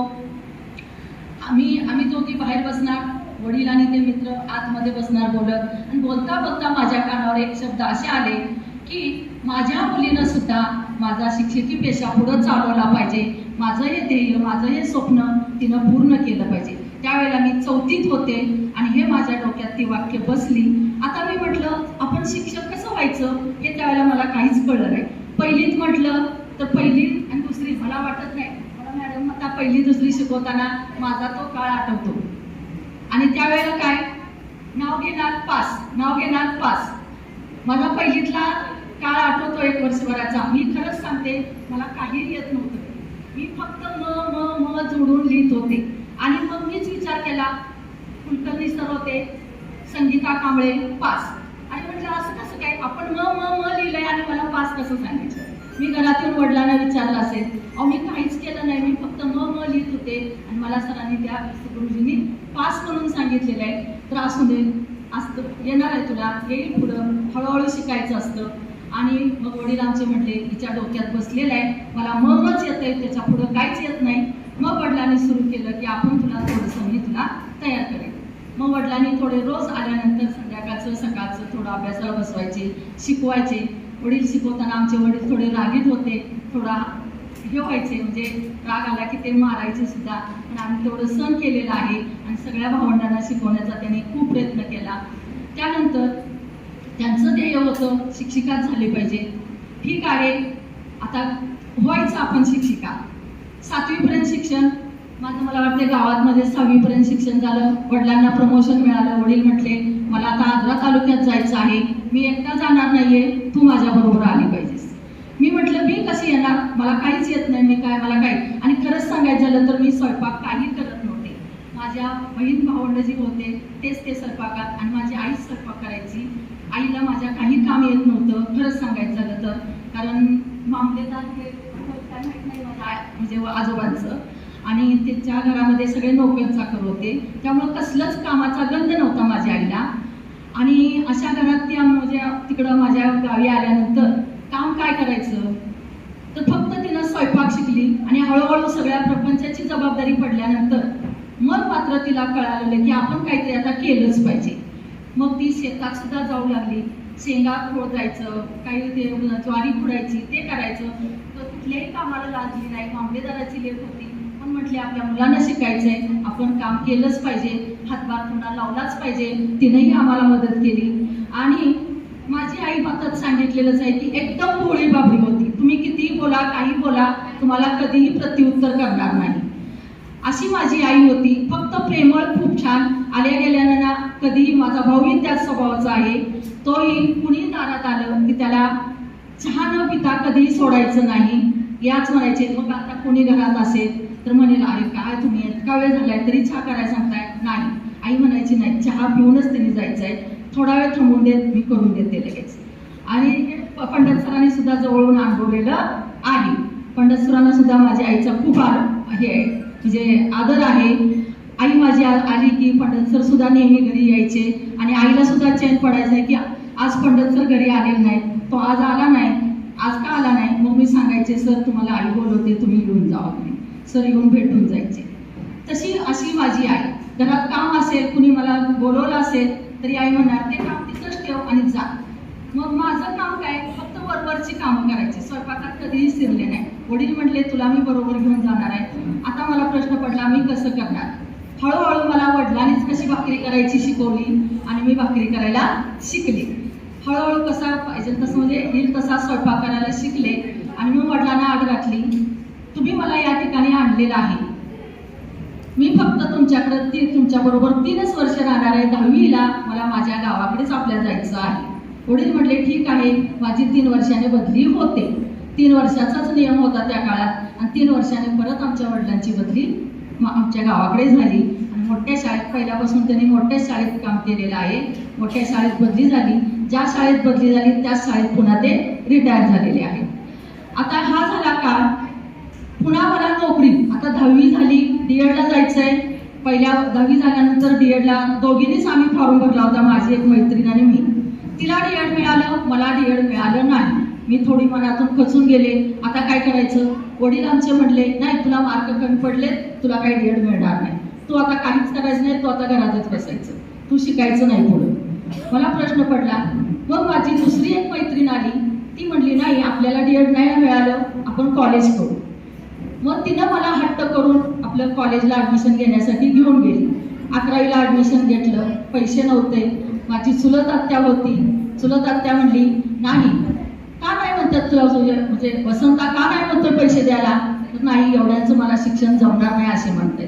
ठीक आहे आम्ही तुम्हाला देतो. आमची भाऊकी म्हटली आमच्या भाऊकीत कुणी आपलं शिकलेलं नाही, तुम्ही भावंड शिकताय, आम्ही त्याला पैसे तयार आहे. माझी चुलत आत्या म्हटली मी तुला पैसे देते, पण तू शिकायला, ती बोलवायला आली ना, जा तिच्याबरोबर घे ॲडमिशन. गेले मी, ॲडमिशन घेतला 11वीला. त्यावेळेला स्कॉलरशिप मिळत होती, 11वीला स्कॉलरशिप मिळाली. आणि मी त्या हप्त्याचे पैसे मी आत्याला म्हटलं मला स्कॉलरशिप मिळालेले आहे, तुमचे पैसे तुला परत दे. ठीक आहे. त्यानंतर आमच्या 10वीच्या वर्गातल्याच आम्ही 16 जणीने आम्ही DEDचे फॉर्म भरले आणि एकाच कॉलेजला एकाच ठिकाणी जी माझी पहिली मैत्रीण ज्या कॉलेजमध्ये DED करत होती त्याच कॉलेजला आम्ही 16 जणी DEDला कोल्हापूर जिल्ह्यामध्ये सन्मित्र कॉलेज या ठिकाणी आम्ही गेलो, रुजू झालो त्या ठिकाणी. रोज 16 जणी आम्ही घरी परत आमच्या गावाकडे यायचं, रोज सकाळी 16 जणी त्या कॉलेजला जायचं. एकंदरीत छान झालं आमचं कॉलेज 2 वर्षाचं. त्यानंतर मला लगेच नोकरीचा कॉल आला. लगेच DEDमधून बाहेर पडले की लगेच कॉल आला रत्नागिरी जिल्ह्यामध्ये. आता इंटरव्ह्यूला जायचं आहे. वटले आमचे म्हणले एवढ्या लांब नाही जायचं आपल्याला, एवढ्या लांबची नोकरी नाही करायची, तू एकटीच राहणार नाही. आणि इंटरव्ह्यूला जायचं होतं, इंटरव्ह्यूला जायचं नाही म्हटले. नशिबाने काय झालं, मी ज्या ठिकाणी भातवणला आजरा तालुक्यात 7वी इयत्तेमध्ये जे शिकत होते, मला जे शिकवायला शिक्षक होते तेच त्या जिल्ह्यामध्ये गटशिक्षण अधिकारी म्हणून तिथं ते रुजू झालेले होते. इंटरव्ह्यूला गेल्यानंतर तेच मला पहिल्यांदा तिथं प्रथमतः दिसल्यानंतर ते मला म्हणले, अगं संगीता तुझी काय इंटरव्ह्यू घ्यायची आहे, तुला नोकरी मी दिलेली आहे, तू रुजू आता हजर व्हायचं आहे. अहो नाही, माझी एक बहीण आहे, मग तिलाही दिली तुला नोकरी म्हणून समज. बरं म्हटलं ठीक आहे, आपलं शिक्षकच असल्यामुळं मी मनमोकळेपणानं बोलले त्यांच्याशी. बरोबर आहे, पण तुमचेच गुरुजी मला पाठवणार नाहीत, एवढ्या लांब नाही जायचं म्हणून सांगितलेलं आहे. ते म्हटले त्यावेळेला फोन वगैरे काही नव्हते. म्हटले मी त्यांना पत्र पाठवतो आणि मी त्यांची समजूत काढतो आणि ते तुला नक्कीच पाठवतील. आणि म्हटलं त्यांना एक शिक्षकी शाळा आवडत नाहीये, त्यांना मोठीच शाळा पाहिजे, तुला मोठीच शाळा दिली. माझ्या बहिणीला एक शिक्षकी शाळा दिली आणि दोघींनाही एका ह्याच्यामध्ये रुजू करून घेण्याचा त्यांनी एक प्रयत्नच केला. मी तुला घेणारच म्हटले. आणि वडिलांना पत्र आलं, वडिलांनी पत्र वाचलं. म्हटले जोशीकर गुरुजींचं पत्र आलेलं आहे आणि तुला त्यांनी तिथं यायला सांगितलेल्या जे तुला नोकरी दिलेली आहे, तू काय करणार. मी म्हटलं मी जाणारच आहे, नाही जायचं म्हटले. तरी पण म्हटलं मी दिवसभर रडत बसले होते, मला जायचंय करून. शेवटी मी माझ्या भक्ती आता बहिणी आले तिला तयार केलं. तिला म्हटलं तू माझ्याबरोबर चल आणि आपण जाऊया. आणि आपली दुसरी माझी एक बहीण आहे, चुलत बहीण, ती येणार आहे, तिचे आई वडील असणार आहेत आणि आपण जाऊया सगळे. ती म्हटली ठीक आहे, मी यायला तयार आहे. मग वडिलांना काय वाटलं काय माहिती नाही. वडील म्हटले चल मग मी पण येतो. वडिलांनी सुरुवात केली, यायला सुरुवात दिली. मी त्या शाळेत रुजू होईपर्यंत वडील एक शब्द सुद्धा बोलले नाही. का बोलले नाही, तुला नोकरी करायची आहे, तुझं तू पुढं पाऊल टाकायचं, तुझी तू विचारपूस करायची. शाळा कुठं आहे, तू कुठं राहणार आहेस, तुला कोण सोबत मिळणार आहे, या सगळ्या चौकशी तुझ्या हिमतीवर तू करायची आणि मी फक्त तुझं निरीक्षण करणार आहे. आणि तिथूनच मला बोलण्याची हिंमत माझ्या वडिलांनी दिली आणि तेव्हापासून मी बोलायला शिकले. एसटीत बसल्यानंतर माझ्या शेजारी एक बसल्या होत्या लेडीज, त्यांना विचारलं अशी शाळा कुठं आहे शाळा, कोण मुख्याध्यापक आहे. तर सांगितलं त्यांनी असेच, आता नाव आठवे ना, पण ते पण माझ्याच गावचे होते, वारणानगरचे मुख्याध्यापक. मग त्यांनी सांगितलं ते तिकडचे कोल्हापूरचेच आहेत वारणानगर. मग म्हटलं माझ्याच गावचे आहेत, ठीक आहे, पण तुम्हाला ते आता भेटणार नाही. तिवरे गाव होतं चिपळूण तालुक्यातील, त्या गावात त्या शाळेत मी रुजू झाले. त्या 6 महिनेच नोकरी केली मी त्या ठिकाणी. आता इथं जिजामाता प्रॅक्टिस स्कूलमध्ये एक जागा शिल्लक होती. पूर्णेश्वर इथं कार्यरत होते. पूर्णेश्वर म्हटले आमच्याकडे गावाकडं आहेत. त्यांनी काय केलं, त्यांच्या मित्रांना निरोप दिला. मित्र म्हणजे माझे नातेवाईकच होते, माझ्या वडिलांचा तो मुलगाच होता. त्याच्याकडे निरोप दिला की तुला इथं एक जागा शिल्लक आहे, तू इथं या शाळेत येशील का. तर तो काय म्हटला, मला नाही आता, मला नको, माझी एक पाहुणी आहे, तुला पण माहिती आहे, मी तिथं जाऊन सांगते तिला आणि ती या शाळेत तिकडे रुजू होईल. तो आमच्या घरी आला, वडिलांना सांगितलं. मी त्या गावाकडे जायला निघाले होते, एसटीत बसलेले होते आणि पुन्हा आमचे वडिलांना सांगितलं रयतची शाळा आहे आणि या ठिकाणी जागा शिल्लक आहे, तिला पाठवताय का तुम्ही. वडील आमच्या त्याला म्हटले जा लगेच पुढून. मी एसटीतच होते, बोलवायला आला तो. मी म्हटलं का मला बोलवते, कशासाठी, मी निघाले त्या शाळेकडे. नाही तुला आता घरी बोलवले, काय असेल ते घरी सांगतील आबा म्हटले. मग मी घरात आले तर म्हटले सातारमध्ये जिजामाता शाळा आहे, त्या शाळेत एक जागा शिल्लक आहे आणि तुला त्या ठिकाणी बोलवलेलं आहे, जाऊन तरी बघून ये, मिळाली तर ठीक आहे, नाही मिळाली तर राहिलं, जाऊन बघून ये. म्हटलं त्या शाळेचं आपण नंतर काय करायचं ते बघूया, पहिलं तू जा. आणि मग म्हटलं आता मी एकटी नाही जाऊ शकणार, म्हटलं मी येतो होते, माझंही आजोळ आहे, माझे 5 मामा आहेत, तिथं येत होते. पण म्हटलं मी एकटी नाही जाणार, तिथून पुढचं मला काही माहीत नाही म्हटलं. तर आमचे वडील म्हटले माहीत आहे तुझे 5 मामा आहेत, तुझे 5 मामा तुझ्याबरोबर तिथं येणार आहेत आणि मला घेऊन जाण्याची काही गरज नाही. ऐकलं मी आले, एकटीच आले. आल्यानंतर संध्याकाळी इथं आले. मग माझे धाकटे मामा आणि पठाणसरांच्या घरी गेलो, कुटणेसरांच्या घरी गेलो, भेटल्यानंतर मग पुन्हा संस्था ऑफिसमध्ये आलो. रात्रीचीच वेळ होती, 8 वाजलेले होते. आणि घाटे साहेब आमच्या कोल्हापूर भागातलेच होते त्यावेळेचे साहेब. घाटे साहेबांना भेटल्यानंतर घाटे साहेबांनी ओळख करून दिली, म्हणजे सांगितलं की ह्या ठिकाणी भोकरे सर, म्हणजे ते सुद्धा आमचे नातेवाईकच होते आणि भोकरे सर आहेत, त्यांच्या मिसेसला या शाळेत घ्यायचं आहे. ठीक आहे म्हटलं. आम्ही आमच्या मामांनी तिथून बाहेर पडलो. परत दुसऱ्या दिवशी मग आमचे भोई सर ऑडिटर विभागाला होते. ते म्हटले तू परत दुसऱ्या दिवशी ये इथं, आपण बघूया काय होतं. दुसऱ्या दिवशी दुसऱ्या मामांना घेऊन आले, मधल्या मामांना घेऊन आले. वरती ऑफिसमध्ये गेलो आम्ही. बिराजदार साहेब होते. बिराजदार साहेब म्हटले नाही आम्हाला जेंट्स भरायचे आहे. ठीक आहे म्हटलं. गेले. पुन्हा काय झालं माहित नाही. माझे मामा आणि ते भोई सर काय झालं माहित नाही. परत संध्याकाळी निरोप आला 5 वाजता, ऑर्डर काढलेली आहे आणि शाळेत येऊन हजर व्हा. ऑर्डर दिली. मला वाटलं मी पोस्टाने वगैरे पाठवणार असतील. मी कसली तरी साधी सही केली आणि निघाली. त्यावेळेला लगेच शिंदे सर भेटले आपले राबाकाळेतले, तिथं सुप्रिटेंडंट म्हणून काम करतो. ते म्हणले मॅडम तुमचं लग खूप चांगलं आहे. का हो सर? तर नाही आम्हाला इथं वाढीत मॅडमना घ्यायचं होतं. हां मग का नाही घेतलं? तर नाही म्हटले. त्यांचे मिस्टर म्हटले नको आपल्याला इकडं, आपली आहे ती शाळा बरी आहे, नको. म्हणून मग आम्ही विचार करून तुमची ऑर्डर काढली आहे. ठीक आहे. पण मला म्हटले आता जावा, हजर व्हा आणि मग घरी जावा. हजर झाले 5 वाजता. दुसऱ्या दिवशीपासून शाळा माझी सुरू झाली. मी काही गावाकडे गेलेच नाही. मग तिकडचा राजीनामा काय असेल ते सगळं वडिलांनी केलं. त्याच्यानंतर नोकरी, आताच्या मुलींचं मला खरंच वाईट वाटतं. नोकऱ्या आता तुम्हाला शोधाव्या लागतात, वाट बघावी लागते. माझ्या नशिबात खूप नोकऱ्या होत्या. त्याच्यानंतर सुद्धा मला भरपूर नोकरीचे योग आले आणि 2-3 ठिकाणी मी इंटरव्ह्यूला सुद्धा गेले. की का मी गेले इंटरव्ह्यूला? तर माझा मैत्रिणीचा परिवार तो माझ्यासोबत नाही. मीच एकटी त्या कळपातून बाजूला पडले आणि माझ्या 16 जणी तिकडं कोल्हापूर जिल्ह्यातच आहेत. याचं जरा थोडंसं मला दुःख वाटत होतं आणि म्हणून मला सारखं जावंच तिकडं त्या भागात. मी पठाणसरांना म्हटलं सर नको निदान मला कराडची शाळा तरी द्या, माझ्या जवळच्या भागात आहे. पठाणसर म्हणले तिथं सुद्धा तुम्हाला मिळणार नाही, तुम्हाला इथंच थांबावं लागणार आहे, कारण तीच जागा शिल्लक आहे, तुम्हाला इथनं कोणी सोडणार नाही आता. ठीक आहे. मग मी तिकडं जायचं म्हणून निघाले. वडील म्हणले तू ती जागा सोडायचीच नाही. वडिलांना खूप अभिमान, सातारा जिल्ह्यात रयत शिक्षण संस्थेमध्ये नोकरी मिळालेली हा एक मोठा अभिमान होता. आणि वडील म्हणले तू तिथून इकडे यायचं नाही, मी जाऊन बघून येतो तुझ्या शाळा कशा आहे. ज्योतिबाच्या पायथ्यालाची शाळा होती, तिथं गेले, बघितलं. तर आता जेंट्स माहिती आहे तुम्हाला, त्या शाळेत अक्षरशः तो जेंट्स दारू घेऊन पडलेले होते.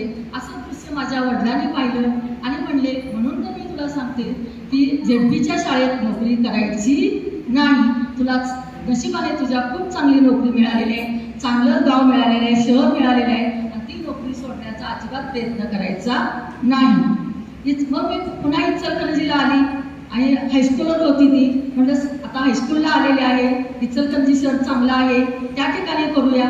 नाही. इंटरव्ह्यूला गेले, तुझी इच्छा आहे जाऊन ये, पण जायचं नाही. त्यानंतर कोल्हापूरला एक आली.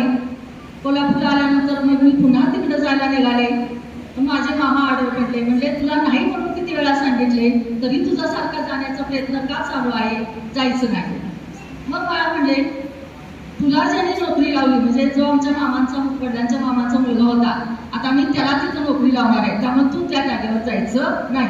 तुला लागली की नाही तर नोकरी तू जायचं नाही. तू ठीक आहे. मनाची तयारी केली, आपल्याला इथंच नोकरी करायची.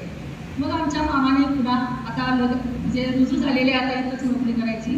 मग पुढं वधूवर म्हणजे शोधायचं सुरुवात केली आणि आमचे मामा त्यांच्याही मामी माझ्या परिचयाच्या आहेत. त्यांनी त्यांच्याच गावचं, म्हणजे माझी मामी लिम या गावची, त्यांनी आणि माझी एक मामी फलटणला शिक्षिकाच म्हणून काम करत होती, त्यांच्यासोबत ते काम करत होते. त्यामुळे त्या मामींनाही ते माहीत होते आणि या मामींनाही ते माहीत होते. आणि मी लिमला पण जात होते सुट्टी तिथं आल्यानंतर. असा आमचा हा परिचय. आणि त्यामुळं काय लोक आमचा जुळून आलेला आहे. आणि वडिलांना मी आड घातली होती की मला शिक्षक आणि शेती असणारे असावे, फक्त ते भिकारी असतात तसे नसावे. आणि वडिलांनी तेच ध्येय ठेवलं आणि त्या पद्धतीनं मला ते शोधून दिलेलं आहे. त्यामुळं वडिलांची पण खूप मी ऋणी आहे. असा माझा तो काळ गेला. मला जे माझे सासू सासरे जे लाभले ते सासू सासरे नसून एक माझे ते खरंच दैवत आहेत.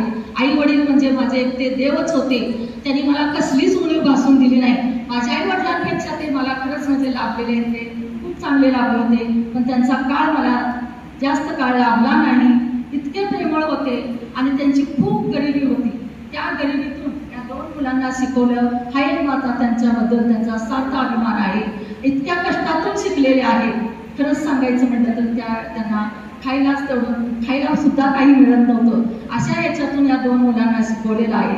आणि 2 मुलं चांगल्या आशीर्वाद त्यांचे आजपर्यंत म्हणजे अजूनही आमच्या पाठीशी त्यांचे आशीर्वाद आहे. माझ्या सासऱ्याला पाहिलेले आहे. माझे सासरे त्यांचा आवाज तर खणखणीत, त्यांचं पूर्वीचं इंग्रजी होतं. इंग्रजी खूप सुंदर होतं आणि गवणे काम करायचे. गवण्याच्या हाताखाली काम करून 2 मुलांना मोठं केलेलं आहे. आज माझी जाऊ ती जाऊ सुद्धा माझी क्लास 1च्या ऑफिसरला आहे, सिव्हिल इंजिनियर आहे. म्हणजे असा आमचा कुटुंब परिवार. माझी 2 मुलं सुद्धा चांगल्या ह्याच्यावर आहेत. तो एक सुद्धा माझा सार्थ अभिमान आहे. आणि लग्न झालं असा हा आमचा परिवार. त्यानंतर माझी ज्यावेळेला मुलं लहान होती, आता मुलांना कोण सांभाळायचं. हा मोठा मुलगा तो 6 महिनेच मी सांभाळला असेल. आणि 6 महिन्यानंतर आज माझी बहीण आलेली आहे. या बहिणीने त्याचं सगळं पालन पोषण केलेलं आहे म्हटलं तरी चालेल. आणि माझे आई वडील या सर्वांनी मिळून माझ्या 2 मुलांचा सांभाळ केलेला आहे. माझ्या नोकरीच्या काळात हळूहळू माझी मुलं मोठी होत गेली. मोठी मुलं झाल्यानंतर त्यानंतर या 2 मुलांनी माझ्या संसारामध्ये हातभार लावला. तो कशाचा तर मला कोणत्याही कामामध्ये जर उशीर झाला काय झालं तर त्या कामामध्ये माझी मुलं स्वयंपाक शिकलेले आहेत. फक्त भाकरी आणि चपाती नाहीत करत. आणि तेच पंडितसरांनी पण शिकलेले आहेत. पंडितसर सुद्धा माझ्या घरात असायचे आणि माझी मुलं करतायत पंडितसर सुद्धा करायचे. म्हणून मला स्वयंपाकाचा खरंच मला वाटतं मी स्वयंपाकापासून खूपच वंचित. माझ्या आईवडिलांच्या घरातही मी केलं नाही. बहीण भावंडच करत होती. आणि इथं येऊन सुद्धा माझ्या मुलाने मग ते हातात घेतलेले आहे. मी शाळेत जाईपर्यंत उशीर झाला तर माझी मुलं कुकर लावून ठेवणार, भाजी फोडणी टाकणार, चपात्या करायचे असले तर चपात्या भाजून घेणार. म्हणून मला माझ्या मुलांचाही सार्थ अभिमान आहे. कधीच मला त्या ह्याच्यामध्ये शाळेचं काम असेल त्यामध्येच मला त्यांनी मदत केलेली आहे. आणि शिक्षण घेत असताना शिक्षणामध्ये माझ्या बहीण आणि भावांचा जास्त मला सहवास लाभलेला आहे. मला अभ्यासाला खूप त्यांनी वेळ दिलेला आहे. ते स्वतःहून सगळं घरातलं काम बघायचे. तू अभ्यास कर, तुझी जे ध्येय आहे ते तुला पूर्ण करायचं आहे. आणि त्यामुळे मला त्यांनीही तिथं कामापासून काय केलं होतं, वंचित केलेलं होतं. असा हा माझा जीवनकाळ यशस्वीरित्या चांगल्याच पद्धतीनं गेलेला आहे. मला कुठलंच म्हणजे असं संकट आलं नाही. हळूहळू इथला जो आमचा स्टाफ होता तो मॅडमना तर माहितीच आहे. एकदम सुंदर, चांगला आणि मनमिळाव होता. अगदी म्हणजे खरंच म्हणजे त्यावेळेला मी एकटीच्या शाळेमध्ये साईड करायची. सगळ्या अशा खांद्यावरून करून घ्यायच्या. मला वाटायचं की कसं आता आपण एकटीच साईड करतोय आणि ह्या सगळ्या खांद्यावरून करून घेतात, काय करायचं. मग पाटील मॅडम होत्या, त्याही माझ्या जवळच्या फार जवळच्या होत्या. त्या सुद्धा त्या म्हटल्या काय नाही तुम्ही घाबरायचं नाही, तुमचाच बदल तुम्ही जो साईड पिन केलेले आहे मी या सगळ्यांना साईड पिन करायला तुमच्यासाठी लावणार आहे. आणि त्याने त्या सगळ्यांना साईड पिन करायला लावली आणि हळूहळू सगळा माझा स्टाफ साईड पिन करू लागलेला. त्या असं म्हणजे हळूहळू सगळे बदल होत गेले. आता माझी जुनी शाळा जर पाहायचं झालं तर आमच्याकडे पाठ होते, मागं दरवाजे असायचे, सेवक स्टाफ होता तो शेजारी राहत होते. आणि पाठ म्हटलं की मागच्या डोंगरातून ते सापाची लांबी येण्याची जास्त भीती होती. त्या पाटाखाली हमकाश येऊन बसायचे. मग हळूहळू आम्ही नंतर संध्याकाळी जाताना ते पाठ उचलून ठेवायचे, तरी सुद्धा त्याच्या खाली असायचे.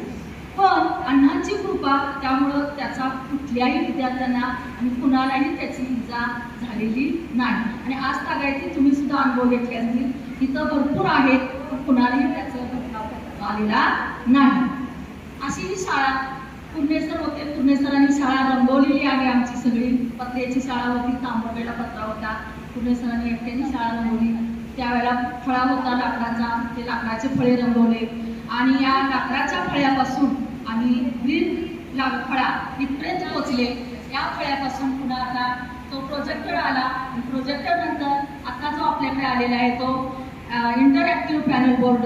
याच्यातून मला म्हणजे माझी उत्तरोत्तर तशी प्रगती होत गेली. मी जेव्हा आले मला सुद्धा वाटायचं की आपलं काहीच ज्ञान नाही आपल्याला, म्हणून मी का घाबरत होते एवढ्या मोठ्या शाळेत आपल्याला जमेल का. पण हळूहळू मला सगळ्यांनी साथ व्यवस्थित दिली आणि मला ते सगळं जमू लागलं. आणि या खडू फळ्यापासून त्यावेळेला तक्ते असायचे, वर्गात ईर्ष्या असायची, प्रत्येकाच्या वर्गात तक्ते वर्ग. कॉलेज होतं, कॉलेज आणि एक एक वर्ग दत्तक घेतलेले होते. पहिले प्राध्यापक एक एक वर्ग दत्तक घ्यायचे. प्रत्येकाला त्या शिक्षक प्राध्यापकांना वाटायचं माझा वर्ग चांगला असावा. त्यामुळे हिरीहिरीनं आणि ईर्षेने आमचे वर्ग त्यावेळेला सजलेले असायचे. आणि पालकही सुंदर होते, म्हणजे खूप मदत करणारे होते, पालक चांगले होते.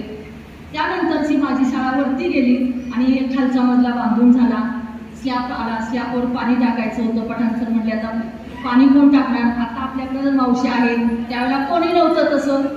मग आमच्या शिक्षकांचे पठाण सरांनी नंबर लावले, दोघींचे नंबर लावले आणि 8-8 दिवस आम्ही शाळेवर पाणी मारलेलं आहे. आता खालचा मजला झाला, वरचा मजला बांधायचा आहे. तो कोण बांधायचा, जेंट्स नव्हते, जेंट्स व्यक्तीला इथं आणायचं आहे आणि पालके सरांना शाळेत आणायचं होतं. मग आता कुणाला तरी जावं लागेल आणि ती असून दे मी काय म्हणत नाही, माझ्या नशिबात आली. थोडंसं मला वाईट वाटलं, माझ्या मुलांचं नुकसान होणार आहे, थोडंफार झालं सुद्धा. माझा मोठा मुलगा 10वीत होता, धाकटा 6वीला होता. मग आता काय करायचं, मी ठरवलं धाकट्याला तर आपण बरोबर घेऊन जाऊ आणि मोठाही तेच राहील. संस्था ऑफिसमध्ये गेले, तिथंही माझी चांगली व्यवस्थितरित्या समजूत काढली. ते म्हणले मॅडम तुमची कुठल्याही कारणानं बदली केलेली नाही, फक्त आपलं शालेय व्यवस्थापन थोडं विस्कळीत झालेलं आहे, या कारणासाठी तुमची आम्ही बदली करत आहोत. शाळेत जागा मोकळी झाली की तुम्हाला मी तुमची जिजामाताच शाळा देणार आहे. आणि हे त्यांनी मला जे दिलेलं वचन होतं ते एक संस्थेनं माझं पूर्ण केलं. त्याबद्दल फार फार म्हणजे खरंच म्हटलं तरी संस्थेची पूर्ण मी ऋणी आहे. आणि अशी माझी ती कराडला गेल्यानंतर तिथलाही स्टाफ चांगला होता. सुमन मॅडम होत्या, तिथला स्टाफ त्या सुमन मॅडमला खूप घाबरायचा. पण माझ्याशी काय मैत्री माहीत नाही, पण त्यानेही माझ्याशी मैत्री केली. त्या रोज माझ्या वर्गात येऊन बसायच्या, पाठ व्हायच्या. आणि मग जेव्हा ऑर्डर आली तेव्हा म्हटल्या तू जाऊ नकोस, तू का जातेस, तू इथंच थांब. नाही म्हटलं माझं सगळं कुटुंब तिकडं आहे, मला जाणं गरजेचं आहे. नाही त्या खराडे मॅडम होत्या, त्या येणार होत्या तिकडं. अगं तिला आम्ही तिकडं सातारला पाठवले, परत तीच इकडं येणार आहे आणि तू जाऊ नको. नाही माझं खूप विस्कळीत झालेलं आहे, मला गेलंच पाहिजे. असं झालं. जाधव मॅडमने माझी ऑर्डर दिली नाही, लपवून ठेवली. मला म्हटल्या तुमची ऑर्डरच आलेली नाही, तुम्ही कसं जाणार आहात. ठीक आहे म्हटलं. मग मी परत आमच्या पोलीस सरांना फोन लावला, त्यांनी चौकशी केली. ते म्हटले तुमची ऑर्डर पाठवलेली आहे. मग मला शिंदे साहेब होते त्यावेळेला. मग शिंदे साहेब म्हटले मॅडम तुम्ही आपल्या ऑफिसला या, तुम्हाला आम्ही इथं हातात ऑर्डर देतो. कुंभार सर होते. मग मी ऑफिसला आले, माझ्या संस्था ऑफिसमधून मी ऑर्डर घेतली. जाधव मॅडमची ऑर्डर मी घेतलीच नाही आणि ती ऑर्डर घेऊन पुन्हा या शाळेत रुजू झाली. त्यानंतर माझी मान्यता त्या शाळेतली कराडच्या शाळेतली आणायची होती. ती मान्यता सुद्धा मला आली नाही असं सांगितलं कराडच्या शाळेत, का तर या जाणार आहेत म्हणून. पुन्हा आमच्या मामांना मी फोन केला, म्हटलं मान्यता आली नाही म्हणतायत. मामाने पुन्हा संस्था ऑफिसमध्ये फोन केले, म्हटले ऑर्डर मी मान्यतेची सुद्धा पाठवलेली आहे. तेव्हा शरद बसले होते, मी ऑर्डर पाठवलेली आहे म्हटले, दिली नाही. मग पुन्हा शरद बसलेनी काय केलं, ती मान्यतेची ऑर्डर पुन्हा माझ्या मामांना नेऊन दिली आणि इथंच ती ऑर्डर घ्यायला सांगा म्हटले. त्यांना आपल्या शाळेत घेऊन दिलं आणि सगळं मी जे काय असेल मान्यतेची ऑर्डर, इथं शाळेत रुजू होण्याची ऑर्डर ऑफिसमध्ये सगळं घेतलेलं आहे. काहीही व्यवहार केलेली असतात. अशी माझी ती कराडची शाळा झाली. आणि एक पुन्हा मी चांगला सकारात्मक विचार केला, आपली बदली झाली तर होऊन दे आणि यातून 1 वर्ष का असेना आपल्याला बाहेर जायला मिळतंय, तिथलाही अनुभव घेऊ आणि सेवेतला बदलही आपल्याला पाहिजे. पुन्हा कुठंतरी लांब बदली करतील त्यापेक्षा आता आपण जाऊन आलेलं बरं पडेल असं म्हणून मनाने माझ्या चांगला होकार दिला. मी 1 वर्ष काढलं, लगेच दुसऱ्या वर्षी माझ्या शाळेत आले. त्यानंतर थोड्या दिवसात मी 7 साली आले. 9 सालात मॅडम त्या शाळेत आल्या. माझ्याकडे वरचे वर्ग होते 5वी 6वी, कारण कराड शाळेमध्ये मला वरचे वर्ग दिले, कारण मला तिथंच मी 4थीपर्यंत काम केलं होतं. पहिलीचा वर्ग मला त्या ठिकाणी जमेलच. जमिना म्हटल्यानंतर म्हटले मग पुन्हा तिसरीचा वर्ग दिला. तिसरीचा वर्ग दिला. मग तिसरीच्या वर्गात त्यांचं काय नियोजन झालं काय माहीत नाही. म्हटले वरच्या वर्गाला गणित आणि विज्ञान शिकवा. चालेल म्हटलं शिकवते. मी अभ्यास करून गणित आणि विज्ञान त्या शाळेत तिथं 1 वर्ष शिकवलं. इथं आल्यानंतर पालके सर म्हटले तुम्ही तेच 2 विषय इथं वरच्या वर्गाला घ्या. चालेल घेते म्हटले. इथंही 2 वर्ष घेतले मी ते 2 विषय. आणि मग भोसले मॅडम आल्या. पुन्हा मला खाली येण्याची संधी भोसले मॅडम आणि वायदंडे सर यांनी मला खाली येण्याची संधी आली. त्यांनी मला जो तिसरीचा वर्ग दिला तो आज तागायत मी तिसरीच्या वर्गावरच काम करीत आहे. भोसले मॅडमच्या काळामध्ये मला पुन्हा मुंबईची एक ऑर्डर काढलेली काढली असेल. मला जाण्याची वेळ आली. तेव्हा सुद्धा माझी अशीच अवस्था झाली की आपल्याला मुंबई माहीत नाही, आपण कसं जाणार. विज्ञानचा कोर्स होता. मॅडमचा अचानक रात्री फोन आला, तुम्हाला जावं लागेल. कल्याणीतल्या धंदुरे मॅडम अगोदरच पोहोचलेल्या होत्या. कसं जायचं.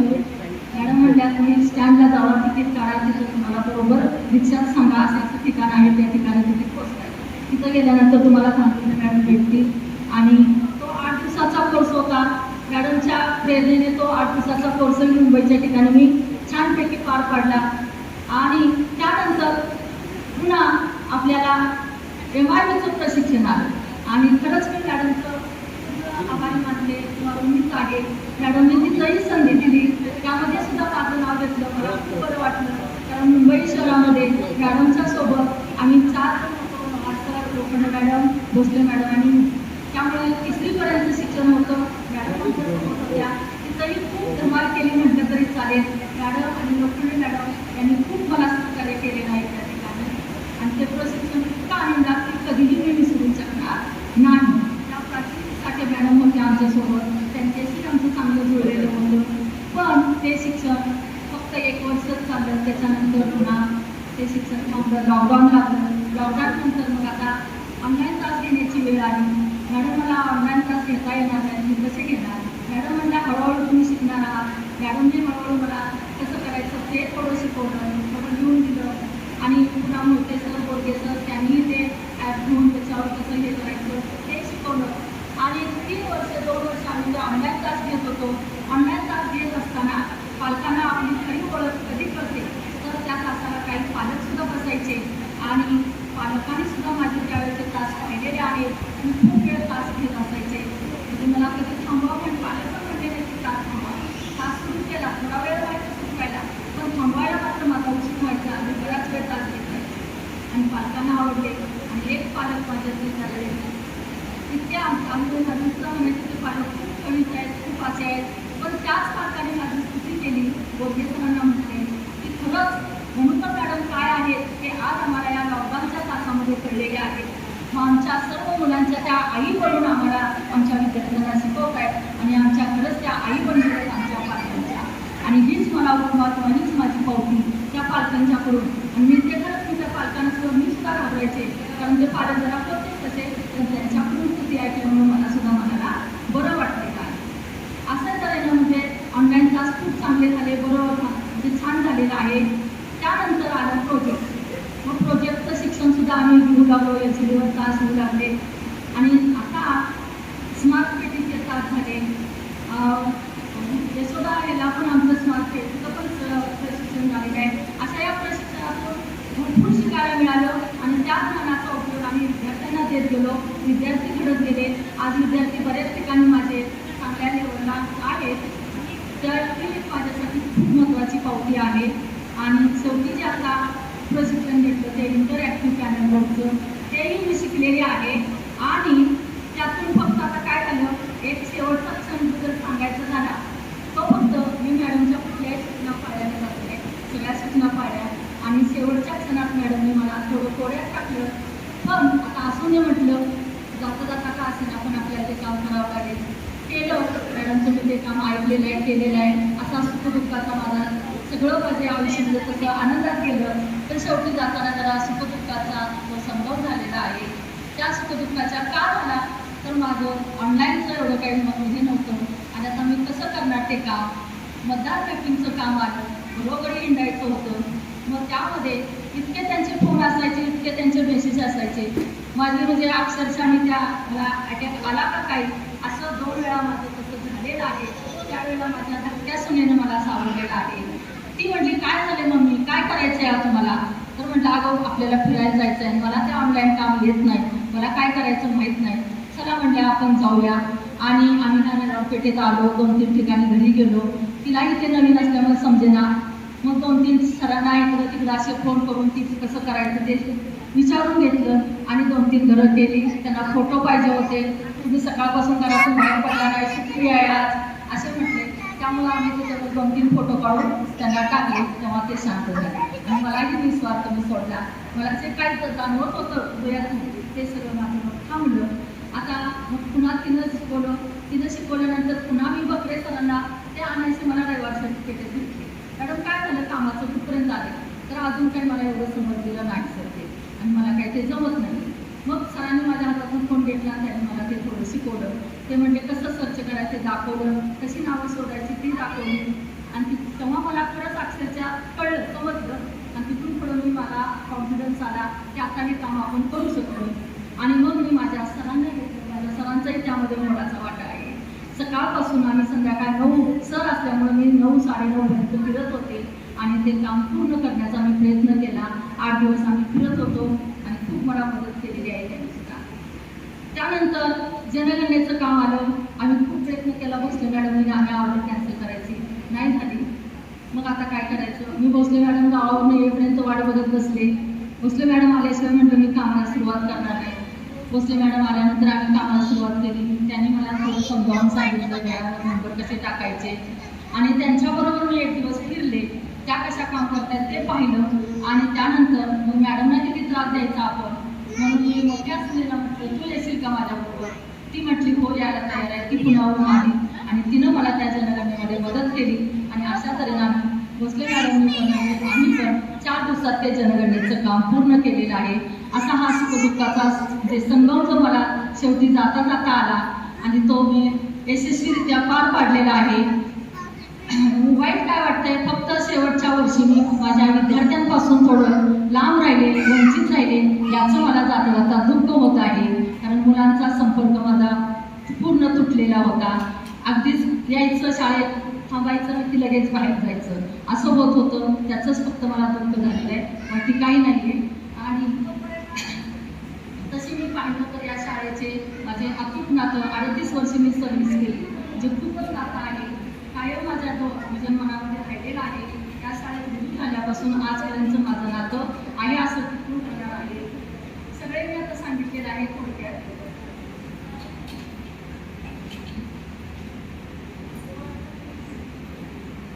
म्हणायला हरकत नाही.